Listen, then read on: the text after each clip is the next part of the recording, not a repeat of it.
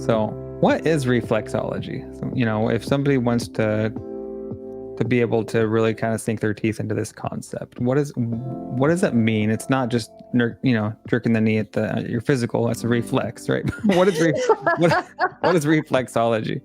It's so funny you say that. I have a client who always walks in singing The Reflex by Duran Duran. Right. But reflexology it's more than a foot rub. I like to say it's an ancient art with modern application, modern practicality. The nervous structure of the body is really fascinating. So you have your brain and your spinal cord, and all your extraneous nerves branch out from your spinal cord. So when you're working on feet, you're obviously working on extremities. And so those nerve pathways travel back up to your spinal cord and get processed in the brain, and then turn around and come back to your feet. So that's kind of, there are a lot of people out there who call themselves reflexologists that are not going to really give you a great session. I can't tell you how many times I had somebody come into my office thinking that they've had something called reflexology, like at the nail spa.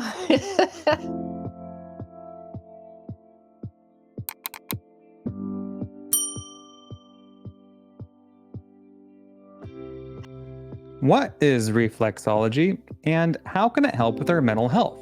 Well, you're in the right place, because in this episode of the Mental Health Toolbox, we're talking all about reflexology with our special guest, Wendy Z. Lewis. Thank you, Wendy, for joining the Mental Health Toolbox podcast today to teach us all about reflexology and the wonderful work you're doing.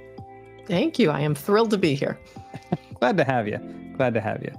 And just for fun, for those who have any experience podcasting, we were talking for a bit and it wasn't recording, so we're back.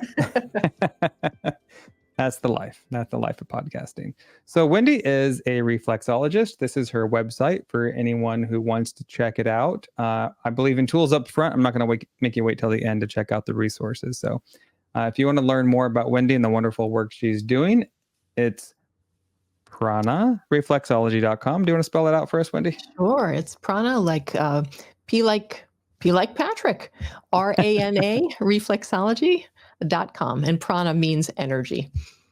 Excellent. Oh, thank you. I was wondering where you came up with that name from. I was like, that's an interesting name. It's not something you see every day. So cool. See, there's always a meaning behind these things. That's We'll right. circle back to her website in a bit.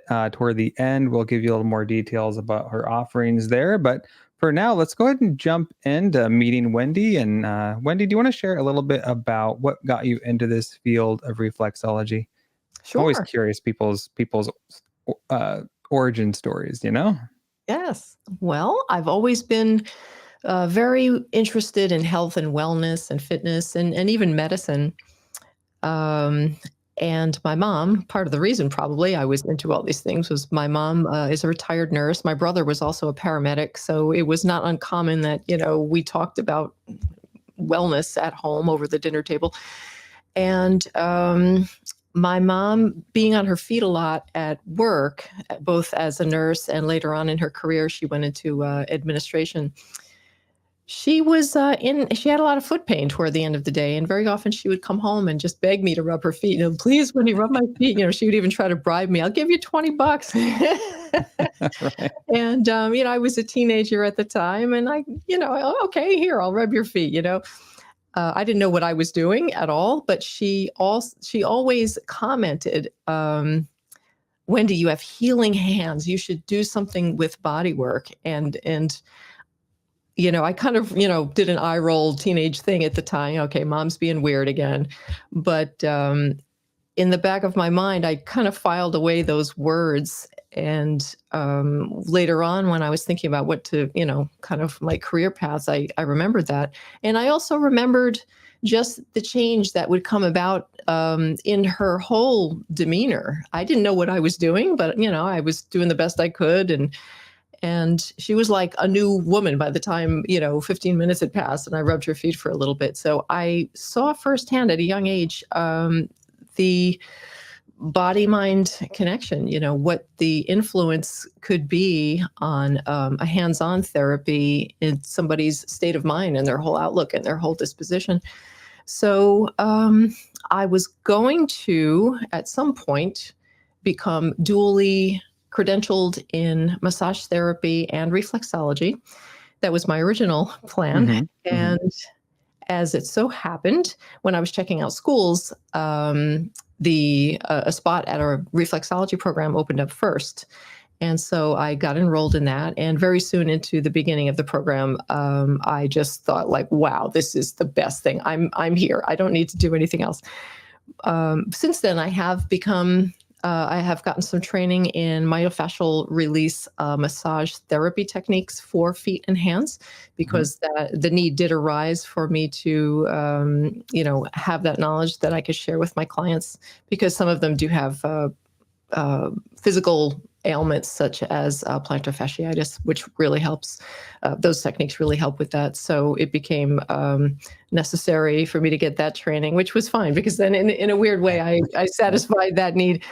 So that's how I got started. And I also satisfied my passion for wellness through writing. In addition to being a reflexologist, I also did health and wellness writing for a CVS pharmacy and the Lifespan hospitals in Rhode Island. So that was Wow. fascinating too. Yeah, I got to meet some wonderful, wonderful practitioners in the medical field, and that it just, cemented my own belief and passion for helping people in what I do. Yeah, you never know where things are going to lead, right? When No, you start you don't. exploring a new trajectory and something that might have an inclination. This is okay. My mom, like even your mom or a friend or somebody might say, "Oh, you're really good at this. You should check it out. Maybe go check out a school." And without any necessarily long-term intentions, things start to unfold, right? And the doors start opening. It's true. You start to see it from a different perspective. What was your experience like in school? Like, okay, maybe you're checking this thing out, reflexology. What is it about? I'm not sure if this is Mhm. necessarily all I want to do. But once you got into school, what was that process like for you? Yeah, it was fabulous. I'm glad you asked, because a funny thing happened in that I'm really a natural skeptic about a lot of things, Hmm. and I know a lot of people are very skeptical about reflexology, and I once was too. Even when I started my program, there was a part of me in the back of my head saying, "Is this just a bunch of hocus pocus? Like, Hmm. is there Hmm. really anything to this?" And a few weeks into the program, the students, when you're in a bodywork program, the students work on each other. We practiced on each other, and we would start kind of looking around at each other and say, "Are you feeling as good as I'm feeling?" So yeah, we could see after being in school for a while, working on each other, how good we were feeling and how much improved how much better we felt physically as well as mentally. And our instructors kind of like looking at us, giving us this, knowing smile, like, okay, she knew this was going to happen.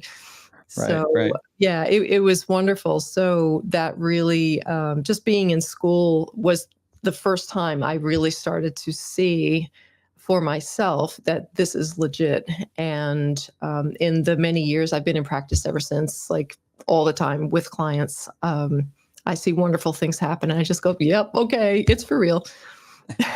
Right. That's so important to believe in what you're doing. Yeah, it's If you become a walking testimony of what you do, then you're going to make sure that you are raising awareness, right? Because you truly believe absolutely. you see the benefit of it. And that's Mhm. really important. That's definitely my experience with mental health. I didn't have any experience with mental health before I went to school to be a therapist. In fact, I wanted to be a pharmacist. I No had kidding. no I had no interest in, well, I shouldn't say interest because I was never exposed to mental health. For those who know my story, I wanted to be a pharmacist, not because I was great in the sciences, but because I was trying to find, what's the best bang for your buck to get away from poverty. Because the That's way I grew important up, too. and I was a first generation college student. I had a lot of catching up to do. If you remember that, I don't know if you remember that book. It was like this thick. It was called the Occupational Outlook Handbook. Yes, It was like this big, run by the Bureau of I Labor remember that. Statistics. And I remember being completely lost when I started college. And I found this book in the library because first I said, I don't know what I want to be, X-ray tech. Then I was like Mhm. ultrasound tech. And then I found this book. I was at the library probably making copies or something. And I think it was sitting next to the copy machine. And I was just fascinated because it had all this data about, the trajectory for jobs, how likely you are to find a job, was, Hmm. how fast our jobs are growing and what marketplace. And in the very back of the book, because I looked at the index and it had like the top 10 jobs, right? For Yeah. in terms of income and bang for your buck. And farm, always at the top is like anesthesiologist. Yeah. And then it was like PA, right? Now probably be NP, PA. And then it was pharmacist. I thought that's interesting. So I started doing my research and I was like, okay, well, I guess I'll go for that. But I didn't have the background in sciences. They weren't very strong. Like I said, I had a lot of catching up to do. Hmm. So but when I transferred from junior college into 4-year, finally, it was as a sociology major, and I minored in pre-med. And I went through all of it, but I slowly fell in love with sociology as I was doing it. And by the time I graduated with my bachelor's, I was like, oh, I don't know. I don't know if this is what I want to do anymore, because I really love people. And I was a waiter all through college. And Hmm. I knew I really wanted to work with people. So I had a kind of a crossroads figuring out what I want to do. My friend, like your mom was a nurse. My friend is a nurse at the time. Yeah. And she said, hey, maybe social work. And she had said this to me before, but I was like, social work. I just equated that with children's services and, that kind of thing. So, but I was already scouting out this local medical school, Loma Linda University. And for a pharmacy school, I was familiar with it. I'd walk the campus. I'm very visual. I like to be where I try and envision, right? I would stay at the coffee shop next to the university, even before I was at the university, that kind of thing, right? So, kind of infuse. But then when I was searching social work schools, Loma Linda came up. So I went there and did the tour, and then it clicked. Kind of like you were saying with Yeah. reflexology, like it clicked Yeah. for you. It clicked for me, and like I got it. I was like, oh, okay. And I became a believer in mental health, having not had exposure to it. So I Wow. think it's important, to, like you said, I think we're all skeptics at Hmm. heart, And but I that's a think good thing. when it's a good thing, but I think it's also important to have some, to give things the benefit of the doubt and to Hmm. explore it. And we never know, the human body's complex, the mind is complex, and Yeah. there's so many resources, and what works for one may not work for another. But when we find something that works, it's kind of like our due diligence to make sure that we raise awareness around these things, True. because ignorance is not bliss. No. I struggle from chronic headaches, and so I'm always looking for things that can help mitigate them, reduce them, prevent them. And so Hmm. something I recently have back issues too, and so I recently discovered chiropractor. I love my chiropractor. I have an appointment today, to get Yay. cracked. But I've heard other people say acupuncture, and that's something I've yet to explore. Hmm. Hmm. Maybe reflexology. Yeah, there is an acupressure point I do on my clients called Union Valley. So I'll All have right. to Make a clue footnote you of in that. on that. Yeah, I'll show you how to please. do it.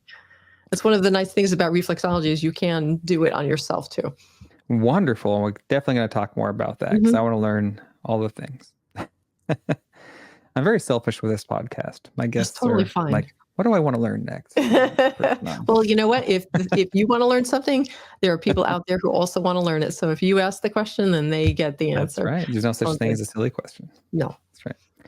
So, what is reflexology? So, if somebody wants to be able to really kind of sink their teeth into this concept, what does that mean? It's not just jerking the knee at your physical. That's a reflex, right? what is reflexology? It's so funny you say that. I have a client who always walks in singing "The Reflex" by Duran Oh, Duran. there you go. Right. But reflexology it's more than a foot rub. I like to say it's an ancient art with modern application, modern practicality. So it does have ancient roots.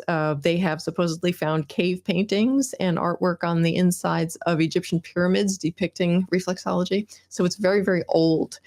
But what I love about it too is that I think, especially in modern times when we're more stressed with technology and we are using our cell phones a lot, and I do reflexology on hands, so that works for me. In modern times, I think there is there's probably an upswing in the need for something like this as well. But as far as what it is a hands-on bodywork discipline, kind of like massage therapy, in that you're lying on a table and there's a practitioner who's touching a part of your body and applying specific pressure techniques. But it does differ from massage in the sense that massage works more on the muscles of the body, whereas with reflexology, it works through the nervous system. And that's the main distinction. So reflexology is based on the premise that there are zones and reflex areas on the bottoms of the feet and also the hands that mirror all the rest of the systems of the body. And you've probably seen those funny looking reflexology maps that has like an ear in your toe, and you go, what the heck? Yeah, I always wondered what that was about. I just thought it was abstract art. I don't know. Like, it's a Picasso. I don't have an ear in my toe. Right. But that's basically it. It's the idea that you can positively impact the whole rest of the body and the mind through pressure techniques on an isolated part of the body, the extremities, usually hands or feet. I work on hands and feet as well. See, as you can see from my shirt, I love feet. Look at that. So, in many ways, a lot of people just kind of don't know what it is, and they say, oh, it's a great foot rub. But what I love about it is that even if I get somebody in my office who really doesn't even believe in all that, hocus pocus stuff about the foot map, it still feels wonderful. And a large part of my clientele are people who, have pain in their feet, and maybe they get massage therapy, but they kind of wish the massage therapist would spend a whole lot of time on their feet. And that's where I come in. And even if they don't, believe in the nervous system connection, it feels so therapeutic and so wonderful. And usually I get that, same effect when people walk out after a session that I used to see in my mom, like that, wow, it's a whole new day. So that's wonderful. Right. Our feet do a lot of work for us. They really do. I have this passion for feet. They are our workhorses. They, both physically and, I don't know, in other ways, they take us through life, literally, and in every way. Every step we take is on our feet. If our feet hurt, it usually radiates upward into our knees, our hips, our back. It causes pain in other parts of the body. And our feet carry us through our lives. So there's a lot of things to love about feet, and a lot of things to be grateful for. Yeah. So the way it works, right? Other than feeling good, it's a win-win, right? But I'm guessing there are certain like nerves in the feet that you say connect to the rest of the body. Yeah. So the nervous structure of the body is really fascinating. So, and part of my education every year, actually, I do a cadaver workshop. And so I've actually literally seen, like, holding in my hands, a brain and a spinal cord. It's fascinating. So it operates around the principle that you have, obviously, your brain and, your spinal cord and all the all right, I'm making no sense here. Let me rephrase that. Sure. So you have your brain and your spinal cord, and all your extraneous nerves branch out from your spinal cord. So when you are working on feet, you're obviously working on extremities. And so those nerve pathways travel back up to your spinal cord and get processed in the brain, and then turn around and come back to your feet. So that's kind of how it works. I was asked once, is there like, one particular nerve in your foot that connects to a particular nerve in your, chest? And no, it's not like that. Everything is based around the principle of this back and forth motion from the brain to the feet, feet to the brain. Okay. And it's this constant homeostasis that the body is seeking. And one of the wonderful ways that reflexology works actually is, so I kind of compare it to when you're dropping off to sleep and you're just about to drop off to sleep, but not really there. You're kind of in this alpha state. It's very relaxing. not too many thoughts going on. It's just everything is like, angels singing. Right, right. Reflexology kind of gets you there and keeps you there. Many of my people do fall asleep, but Mhm. hopefully I can keep them there I for a would. long time Yeah. before they fall asleep. I fall asleep getting a haircut, so I'm sure. Yeah. But when I your start body is snoring. that relaxed, it kind of gets our minds out of the way. And the body is an amazing healer. I mean, when we think about it in the simplest terms, when you cut your finger, 3 days later, it's, you have nature's Band-Aid. It's healed up, Mhm, mhm. Every time we breathe, there's this very complex thing that happens in our lungs on a cellular level, the exchange of carbon dioxide for oxygen, and then we breathe, and it, through the blood Mm. system, it goes all this oxygen goes all through our bodies, and that's how every breath we take, literally, we keep ourselves alive. So there's this, the body is designed to be healthy and to be at its peak in this centered, balanced state of homeostasis. But what happens is a lot of the time, we have pain or we have an injury, we have stress going on in our lives, and it's like all that stuff gets in the way. So sometimes I feel like what I do is I just help people get all that stuff out of the way. And maybe that's similar to what you do. Just like Absolutely. get I all think that all of stuff the out of helping the way. professions that we're trying to reduce stress, we're trying to improve well-being, right? And there's Yeah. many levers we can pull, Yeah. but it's Sometimes not I just usually any one. It's a compilation of levers, right? absolutely. It gives Yeah, us I that feel a lot of the holistic. time It's that what's called holistic care, yes, right? yes, whole, it's a whole thing. That's Whole, right. That's holistic. right. Who would think? So it's more than a massage. Yes, There's definite science behind it.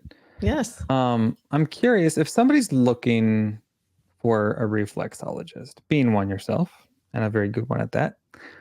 What would you suggest people to look for? And like if they don't happen to be in Rhode Island, That's an can't knock important on your question. door, I right? can definitely help with that. That's actually an important question because, there are a lot of people out there who call themselves reflexologists that are not gonna really give you a great session. I can't tell you how Mhm. many times I had somebody come into my office thinking that they've had something called reflexology, like at the nail spa.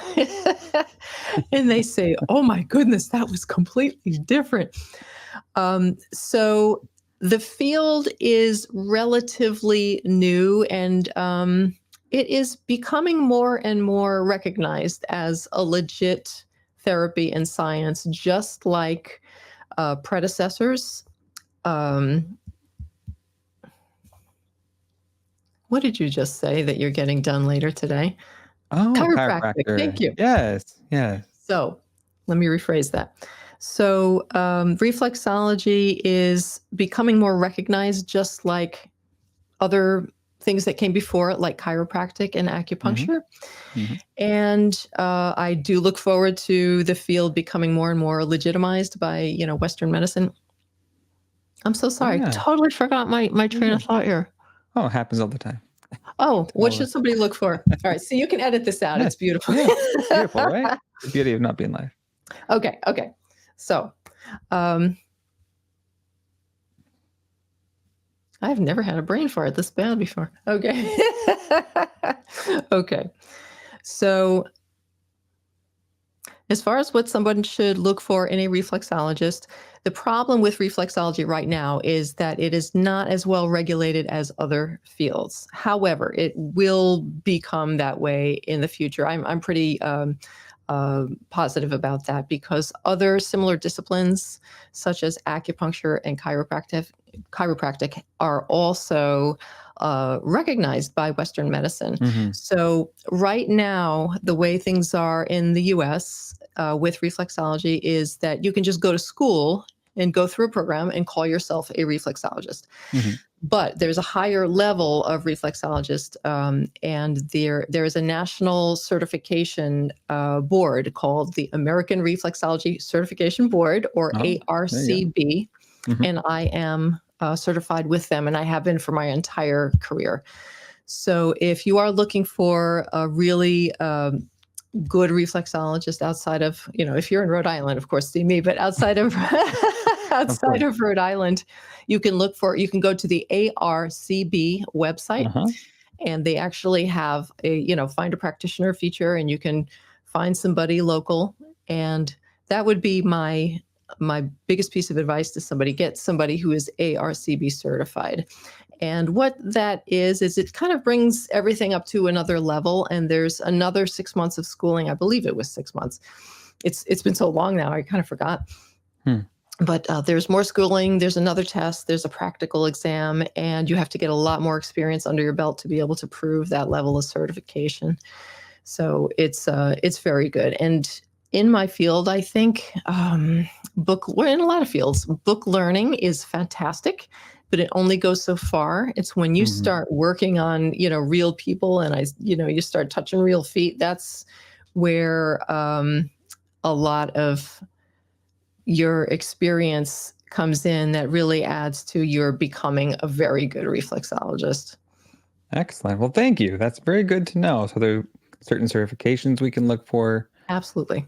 Definitely ask about how long they've been in practice. Yes. Like how many hours have they practiced, right? Because some people have been in practice for 10 years, but if they see one person a month, Yeah, that's true.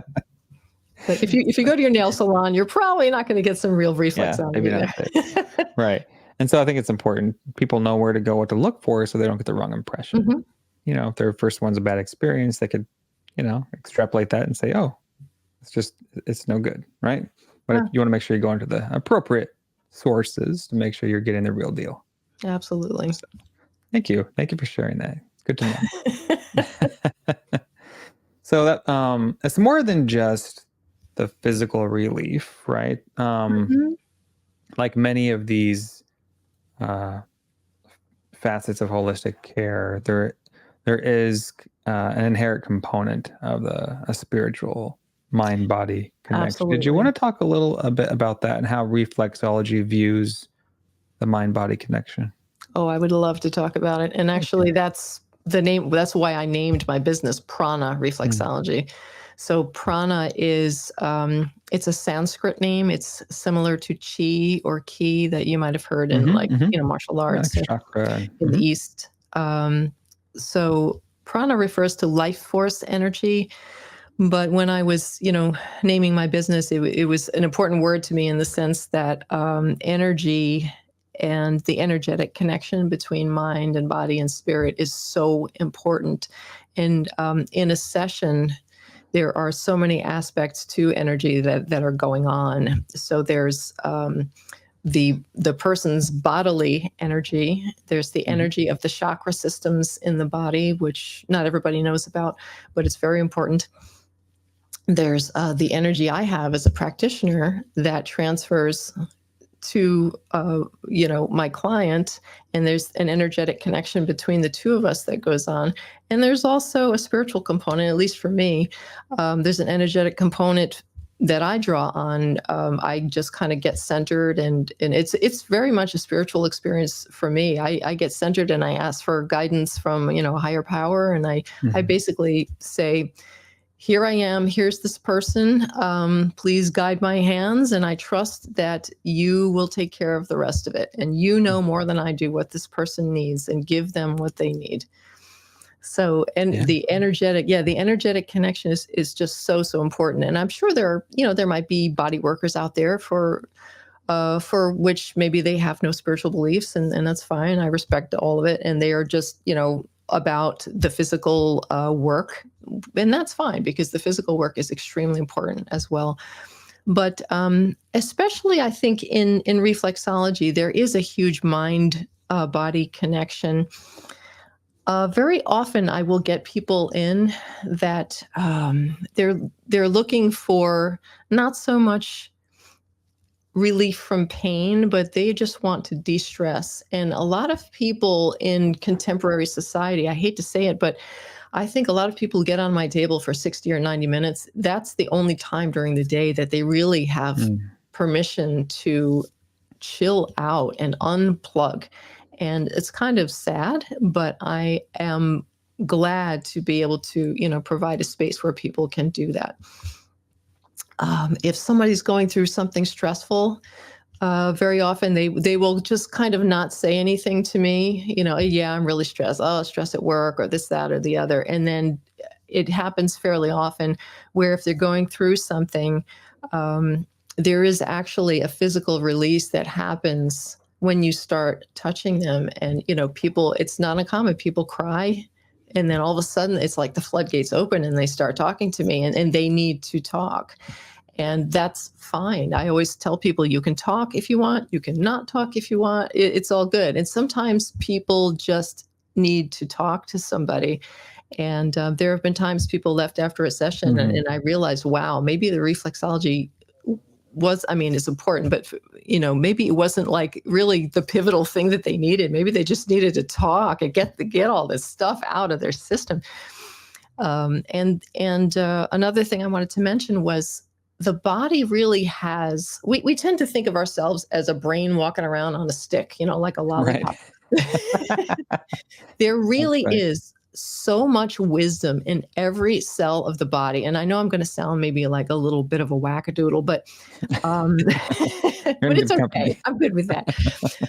Look up online. If you don't believe me, look up online about people who have had organ transplants. Oh, right. There are some fascinating stories about people who have had organ transplants that all of a sudden after the transplant and, after that physical emergency has passed, they find that they have memories or preferences that they never had before. And after they did a little digging, they found out that these are the memories or preferences of their donor. So, which sounds a little creepy and, maybe a little Twilight Zone-ish, but yeah, I've heard the for same me, thing. Yeah. For me, it just drives home the fact that our bodies themselves are really smart. And I think there is definitely a connection between psychological things going on in the body or mental stress or trauma. And trauma is stored in parts of the body. It really, really is. For example, I literally had a client last week, and he came in to see me because he had experienced several injuries and surgeries in his feet and legs. I mean, he had scars all over the place. It was really interesting. And I'm thinking, okay, this is going to be a project. And as he's telling me all these stories that have happened, during his intake, he kept clutching his torso right here. And that's like third chakra. That's your power chakra. And I thought that was interesting. And I always note people's gestures and body language when they're talking to me. And if possible, I have like a long hallway that leads to my office, and I try to peek my head out and see how they're walking, see their gait and if they're limping, if they're preferring one side of their body or the other. But with this client, he kept kind of clutching the middle of his torso as he was telling me about these physical problems that he'd had. And later on during his session, we were talking a little bit more, and it came out that he was also experiencing what it felt like a loss of control and power in other parts of his life due to these injuries, because he couldn't be as active as he wanted. He couldn't run around with his kids the way he wanted. And this is the third chakra is all about power. It's your power chakra. So I thought that was really, really interesting. That, here he is talking about these problems with his feet. And then it turns out that there's this other thing going on at the same time. He's feeling disempowered in life. Yeah. Right? Yeah. So there's this huge, huge connection. And very much also, a lot of people don't, I hate to say it, a lot of older people aren't touched a lot, especially if they live alone. And I think it's very therapeutic to just be in my office or in a massage therapy office or whatever, and have that power of healing touch from somebody who cares. And I think that is very, very healing as well. And I've had the experience of, working on someone's feet and or hands, and, there's that release, there's that, and sometimes there are the tears, and of course, people always, maybe it happens with your patients too, like, oh, I'm so sorry, like there's always this, I'm sorry. And I always say, no, that's okay. That's what you're supposed to do. Good place to do it. Yeah. Yeah, someone said to me once something that stuck with me. She said, "Tears are the body's beautiful way of letting go of things it no longer needs." So I Mhm. always tell my clients that, they're like, "Oh, I'm so sorry." I'm like, "No, no, it's all good. It's all good." That's why I have a big box of tissues. Right. So, we can add to the list of credentials, things we should look for in a Mm, reflexologist would be empathy, obviously, good absolutely. bedside manner, right? Things that are easy to overlook, right? And, Yeah. if I have my pick between somebody who does believe in the body mind connection or somebody who doesn't, I'm going for, right? Absolutely. It's so important. Absolutely. So important. Yeah. And I want the person who's, treating me to feel like they, are a tool or a vehicle of healing. I think that's Mhm. important, right? Yeah, it's Absolutely. very important. Our bodies have a lot of wisdom, and we just have to kind of support people in tapping into their own wisdom of their bodies. Yeah. Yeah. Absolutely. And you see this true across professions and interventions. Even in therapy space, there's things like EFT tapping. It's very much about that. I do a version of Right? that actually. I'm Yeah. surprised you said that. Yeah, Yeah. I was clued into the practice of tapping a while back, and actually, I do that as part of my cool down at the end of a session. Because that rhythmic motion is Mhm. very soothing. So there's kind of a crazy reason for everything I do in a session, and that's one of them. I do Oh, tapping on the yeah. legs and the feet. See, there you go. Our Yeah. bodies, has its own rhythm. Our heartbeat, Yes, the way our blood pumps, like we have an inherent rhythm within us, we like a do. metronome. We do. It Yeah, starts with our heartbeat, right? that's right. That's right. Even though you were talking about reading people's body language, Mhm. their gait, the way they walk, the way they, express when they're sharing, right, their pain and their difficulties. That's very in step with other things like somatic therapy. That's what True. somatic therapists do. They pay attention to what people are saying and what their body is telling them, Mhm. those nonverbal cues, and whether they're in alignment or not. That gives a lot of information, True. to the helper, Yeah, it's right? all good. It's all good. Yeah, absolutely. So, I think reflexology for the win. I'm gonna have to look up my local, make sure they're certified. That's right. Make sure Yeah. they're certified. Or the nail salon if it's I don't think it's any cheaper though. Most nail salons are getting expensive, right? So I hear. Yeah, I think so. That's good too, but Yeah. it's all good. So that begs the question, can people learn to obviously it's not a replacement for getting a professional, but can we learn tips and tricks? I remember a psychiatrist I was working with, and I would get these I have chronic headaches as I do, and it's kind of hard to do therapy when you can't think straight. So I'll go into her office, and she would do this thing on my hand where she would pinch this nerve right Yeah, here, that's and human I'll belly. just I would just say, "Do your mojo, do whatever it is you do. Like I need help. The Motrin's not working." And she would pinch and have me breathe, and I don't know exactly where she would pinch, but it would arrest my headaches. So I know Yeah. I mean, I'm all for learning whatever I can to help, if I have to stand on my head for 10 minutes, I will. Like, just tell me what to do.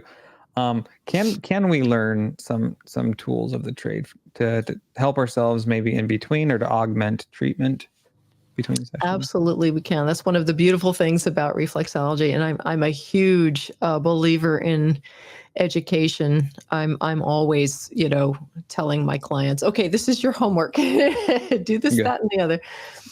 Yeah, Another sign of absolutely, a we good can. practitioner. Absolutely, we can work on ourselves. I mean, I think there's nothing quite like just letting our brains run free and letting someone else work on us. But there is so much we can do in between sessions and for ourselves. And sometimes we don't have the luxury of, saying, "Oh, I'm going to call my therapist immediately, and they're going to be available," or "I'm going to call my reflexologist right now." Mhm. So sometimes we just need to know how to manage stuff in the moment. And definitely, we can work on ourselves. You can hit all the reflexology points in your feet with your hands. You can also work points Hmm. in your hands with your hands, which I think is wonderful. You can even do some of these techniques while you're, like if you're in a meeting with your boss and they're really stressing you out and you really dislike this person, you could, have your hands folded in your lap, like, here I am actually working my reflex point to de-stress from this. Yeah, I find it soothing. A lot of times, even I'll be sitting here and I'll be massaging the ball of my hand. I don't know what that is, but it feels good. Looks like the adrenal reflex. Yeah, it's funny you say that because that might be your body instinctually leading you to do what it needs in that moment. But yeah, we can definitely work on ourselves. And like I said, I am a huge believer in education. And one of the things that has motivated me so much is this belief in educating people. But it's like, well, what do I do with people that are outside my local area? So I'm very proud to say that I've launched an online course, my first online course, and it's called Self-Reflexology for Stress and Anxiety. Oh, how And appropriate. what I did was what was that? But how appropriate. Yeah, that's right. What I did was, I went through some stressful things myself in my life. I went through a divorce and, like I said, I worked in the corporate world before, so that was a very stressful place to be. And, at some point I said to myself, well, duh, I know all these reflexology points. Like, why don't I start working on myself regularly? Hello. Sure. And I found that it really did help, just like your practitioner, showed you that, that point on your hand for headaches.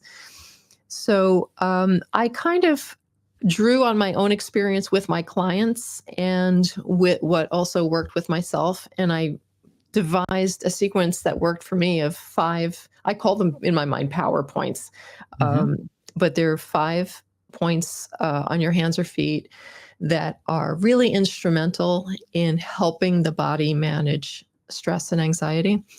And I found that, I would sit, for about 7 minutes, and it was basically like a meditation, but also with the support of working reflexology points. And so I developed a course where I can teach this to anybody. And it's really great to know that what I've learned in all my years of my reflexology career, like I can actually hopefully start passing this on to people, and I can, start helping people help themselves. So there's a lot, you can do, as working one-on-one with people, which is fantastic. And I love working with my clients one-on-one, but it's like, you want to do so much. Like, how do I reach other people that aren't physically with me? So that was a way that I could satisfy that need to, show people that they have these incredible tools and they can just support their own body in taking care of themselves and helping to manage whatever they happen to be going through. That is one of the wonderful things about technology, especially since the pandemic, which has opened the doors for things like this, where you can be in Rhode Island and I can be in LA and we can be having this conversation. I don't have to jump on a plane, right? A conversation that wouldn't have happened, right? This is true. And then we can do things like create online courses and people can learn from home. And a lot of this stuff I'm a therapist, even telehealth was taboo before the pandemic. That is true. Right. So, but now it's like the thing. It is. It's like, it's flipped on its head. Now it's mostly telehealth, and a lot of people stop, close their brick and mortars, and it's just a sign of the times. And I think it's a great opportunity to share your wisdom and to help more people, right? To help more people with things that would not have otherwise been available to them. That is true. And I was, honestly, I was very kind of nervous about the prospect of doing this, but because, how can you necessarily teach a hands-on discipline virtually? And that was, a doubt I had for a long time. Like, wow, could I really do this? Is this really going to work? And I did have a test group, and through a series of 4 Zoom calls over the course of a month, I taught some of my clients how to give a session to someone else. And I was blown away at the results. Really, they like one of my students, her boyfriend suffers from chronic sleeplessness. And so she would work on his feet every night, and within 5 minutes he would be out, Oh yeah.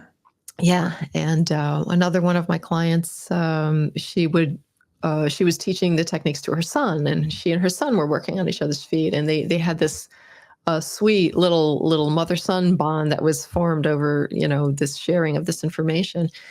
And these ladies were rock stars. I mean, they just totally picked up everything I taught them, and I was amazed at what they were able to accomplish, from what I had passed on virtually. So it can be done. Absolutely. Absolutely. So I can't wait to learn more. And for those who want to learn about the work you're doing and your course, soon to be courses, right? Yes. They Yes. can head over to your website here. I love your welcome video here. It's very Thank you. soothing. I want to go sit on that couch. Yes, very nice. Thank you. So your courses can be found here at the top, as well as your resources.